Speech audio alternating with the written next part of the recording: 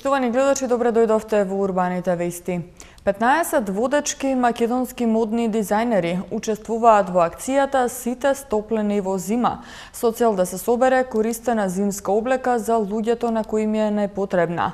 Акцијата ќе заврши со модна ревија на која јавни личности ќе ги представат нивните креации со користена облека. Ревијата ќе се одржи во среда на 31 јануари во Младинскиот културен центар со почеток во 20 часот, а влезницата е донирана зимска облека. Еве што ќе гледате во Урбаните вести.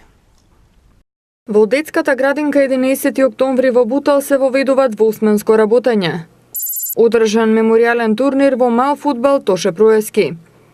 Македонија годинава ќе добие нов закон за заштита на лични податоци. Аерозагадувањето во Скопје неколку дена над дозволеното. Зимско издание на Скопје Cinema City во кинотека на Македонија. Двосменско работење во градинките се воведува и во општина Бутал. На денешната седница на Советот беше донесена одлука со која централниот објект на детската градинка 11 октомври ќе работи и втора смена, во која според направената анкета потреба од згрижување на деца во втора смена ќе има за 35 дечиња. Советот на општина Бутал на денешната петта седница донесе одлука за воведување двосменско работење во детската градинка 11 октомври. Со оваа одлука ќе им се излезе во пресрет на оние родители кои работат во смени и имаат потреба од згрижување на децата во втора смена. За оваа одлука претходно беше спроведена анкета меѓу родителите со цел да се изјасна дали имаат потреба своите деца да ги оставаат во градинка во втора смена. Од вкупниот број родители, 35 се изјасниле дека имаат потреба за згрижување на децата во втора смена. И како што истакна градоначалникот на општина Бутал Велимир Смилевски, тоа е доволна бројка да се формира група која градинката ќе ја посетува во втората смена. Двосменското работење на градинката во општина Бутал ќе се одвива во централниот објект на детската градинка 11 октомври. Советниците донесоа одлуки кои се од потреба на граѓаните на општина Бутал, така да шестата точка беше воведување на двосменско настава на децата во градинките. Со тоа ние како општина овозможивме на 35 дечиња, бидејќи имавме претходно распишено еден вид конкурс да видиме колку од дечињата родителите ќе прифатат да бидат децата во втората смена. Имаме една паралелка од 35 деца и мислам дека како општина имавме врска да ги задоволиме нивните барања. Покрај одлуката за двосменско работење на градинката 11 октомври на денешната седница на Совет во општина Бутал, со 10 гласа за и 8 против, председавачот Мирче Тодоровски беше избран за нов председател на Советот на општина Бутал.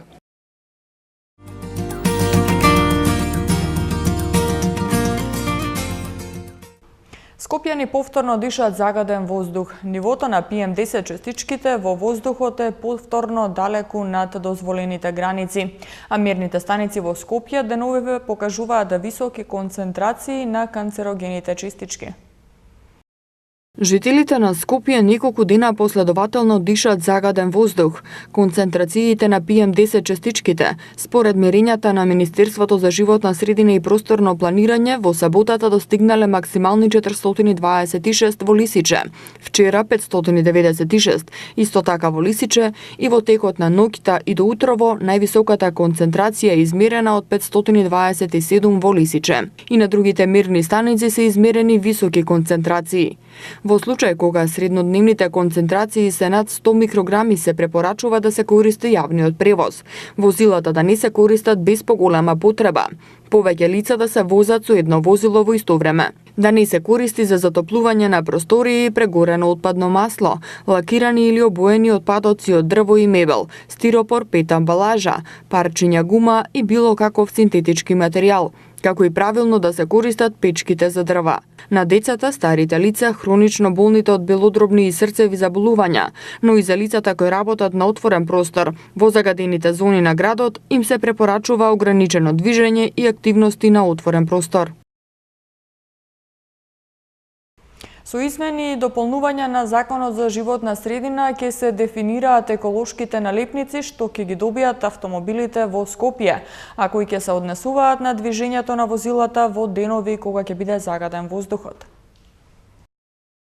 Еколошките налепници што ќе ги добијат автомобилите во Скопје, а кои ќе се однесуваат на движењето на возилата во денови кога ќе биде загадено, ќе бидат уредени со измени и дополнувања на Законот за животна средина.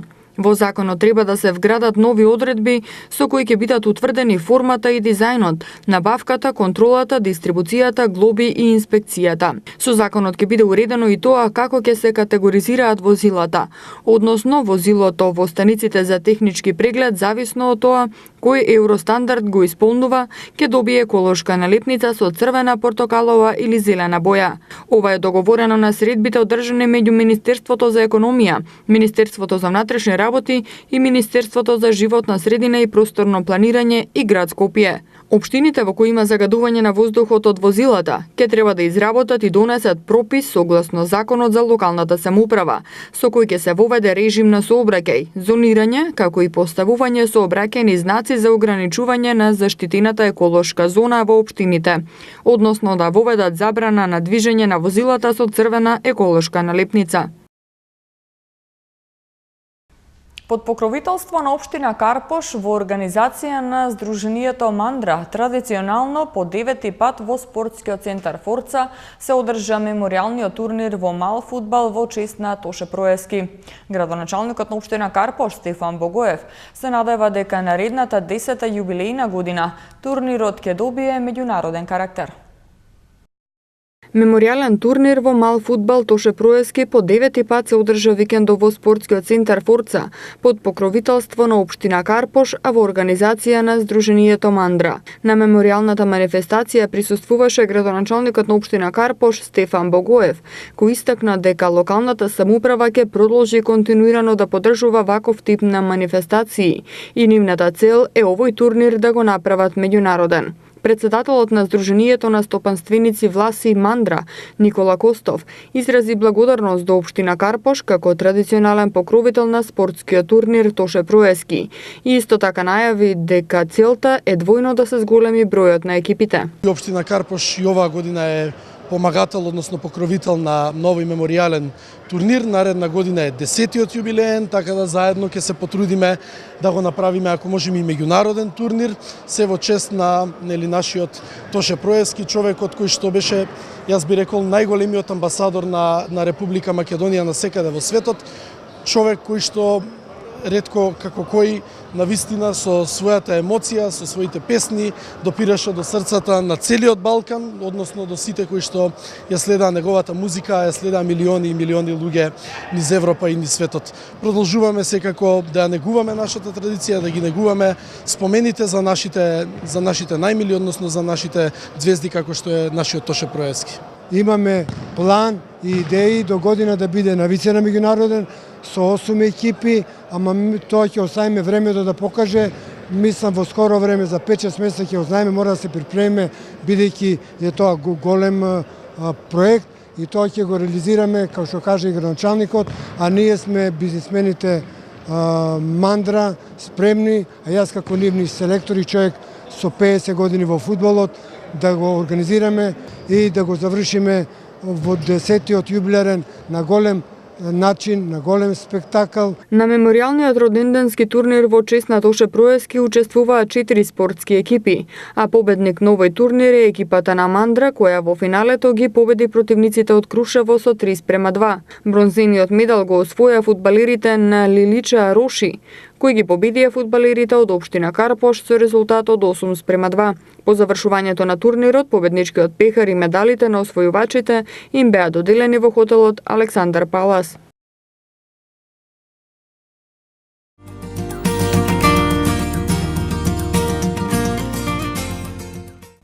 Како дел од активните мерки на Агенцијата за вработување на Република Македонија во соработка со СЕМОС Едукација, ќе се спроведуваат бесплатни обуки за напредни IT вештини за невработени лица. Заинтересираните ќе можат да се пријавуваат во сите канцеларии во Агенцијата за вработување, а огласот ќе биде отворен до целосно пополнување на предвидениот број кандидати. Почна пријавувањето за бесплатни обуки наменети за сите невработени лица кои се заинтересирани за стекнување напредни вештини од областа на информатиката. Проектот е организиран како дел од активните мерки на Агенцијата за вработување на Република Македонија во соработка со СЕМУС Едукација како спроведувач на обуките. Единствени критериуми кои треба да ги исполнат кандидатите е да имаат минимум завршено средно образование и да бидат евидентирани како невработени лица, без оглед на нивната возраст. Заинтересираните ќе може да се пријавуваат во сите канцеларии во Агенцијата за вработување, а огласот ќе биде отворен до целосно пополнување на предвидениот број кандидати. Целта на овие обуки е да им се овозможи на невработените да се мотивираат, преквалификуваат и активно да се вклучат во пазарот на труд, а истовремено да совладаат IT вештини и знаења кои би им биле од голема корист при барањето работа. Обуките ќе се спроведуваат во период од 3 до 6 месеци, вклучувајќи настава со користење на официјална литература, подготовка на кандидатите за сертификација и спроведување на испити за стекнување со меѓународно признаен сертификат. Дирекцијата за заштита на лични податоци денеска го одбележа Европскиот ден за заштита на лични податоци, при што беше најавен нов закон согласно општата регулатива за заштита на личните податоци на Европската Унија. Законот ќе стапи на сила на 25 мај оваа година кај сите земји членки на Европската Унија. Подобрување на соработката помеѓу контролорите и обработувачите на личните податоци, зајакнување на заштитата на лични податоци со примена на најновите меѓународни концепти, зајакнување на системот за заштита на лични податоци во рамки на органите за спроведување на законот, јавните установи и судството, се дел од препораките на проектот Поддршка за пристап до правото на заштита на лични податоци, што се спроведува во Дирекцијата за заштита на личните податоци. Директорот на дирекцијата Горан Трајковски на одбележувањето на Европскиот ден за заштита на лични податоци и затварање на проектот рече дека новиот закон, согласно општата регулатива за заштита на личните податоци на Европската Унија, стапува на сила на 25 мај оваа година кај сите земји членки на Европската Унија. Веруваме дека со законот кој веќе во Брисел на конечна конфирмација, дека и Македонија во 2018 година ќе има во сила нов закон за заштита на личните податоци, каде што, како што кажав, радикално ќе се сменат правата на граѓаните во позитивен смисол во делот на заштита на нивните лични податоци, имајќи предвид се што се случува во делот на социјалните мрежи, на трансферот на податоците помеѓу државите, како во рамките на Европската Унија, така и надвор од Европската Унија.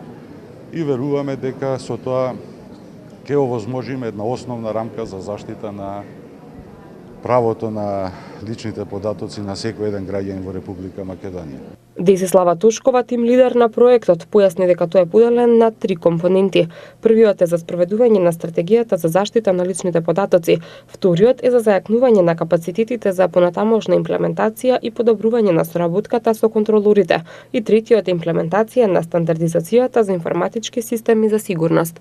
Нашите резултати може да се сумаризираат во 3 точки.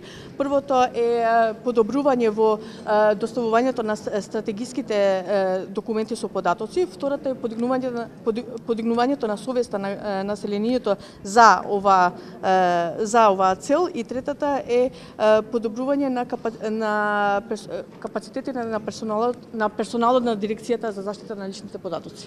Присутните на настанот денеска имаа можност да се запознаат со предизвиците од новата општа регулатива за заштита на лични податоци, која е транспонирана во новиот предлог закон за заштита на лични податоци. Проектот, кој е финансиран од Европската Унија, започна со работа во ноември 2015 година и, како што велат од дирекцијата, во рамките на своите 27 месеци спроведување, тој ја подобри целокупната правна и институционална рамка за заштита на лични податоци во согласност со најдобрите ЕУ практики.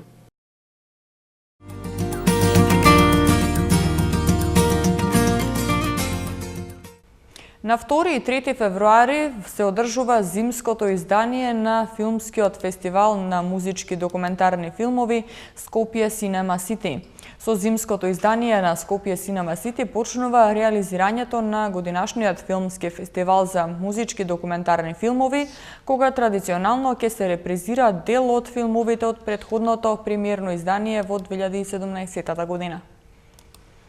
Филмови за Крафтверк, Лиса Джерар, Лу Рид и Дейвид Боуи ќе бидат прикажани на престојното така наречено зимско издание на филмскиот фестивал за музички документарни филмови Скопје Cinema City, што ќе се одржува на 2 и 3 февруари во Кинотека на Македонија. Како што најавуваат организаторите, зимското издание е прв од 4 филмски настани планирани годинава во различни периоди. Циклус наречен 4 годишни времиња, и на него ќе бидат репризирани дел од филмовите од третиот Скопје Cinema City, одржан во 2017 година. На програмата во петок се Крафтверк, Попарт и Лиса Жерар, а во сабота за Лу Рид и Дейвид Боуи. Картите може да се купат на билетарницата во Кинотека. Од 1 февруари во Кинотека на Македонија започнува месец на бугарски филм, во чии рамки ќе бидат прикажани 8 бугарски филмови од современата бугарска продукција, 2 документарци и 6 играни филмови. Со проекција на Пијте само шуменско пиво и Лузери на 1 февруари во Кинотека на Македонија почнува месецот на бугарскиот филм. Прикажани ќе бидат 8 бугарски филмови од современата бугарска продукција, 2 документарци и 6 играни филмови. Во четврток на 8 февруари на програмата е Мајмун на Димитар Коцев Шошо. На 15 февруари Слава на Кристина Грозева и Петар Валчанов. На 22 февруари скршнување на Гриша Островски и Тодор Стојанов. На 23 февруари Мал Голем. На 24 февруари Насоки на Стефан Командарев. И на 25 февруари во недела Мисија Лондон на Димитар Митовски. Во наредните денови утринските температури ќе бидат во благ пораст.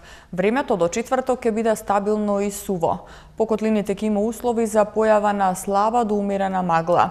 Во петок ќе преовладува зголемена облачност, ќе започне да дува поинтензивен јужен ветер, а од западните делови ќе започнат и врнежи од дожд кои ќе продолжат повремено и преку ноќта, кога понекаде ќе преминуваат во врнежи од снег. МТМ Метео го гледаме во приложение.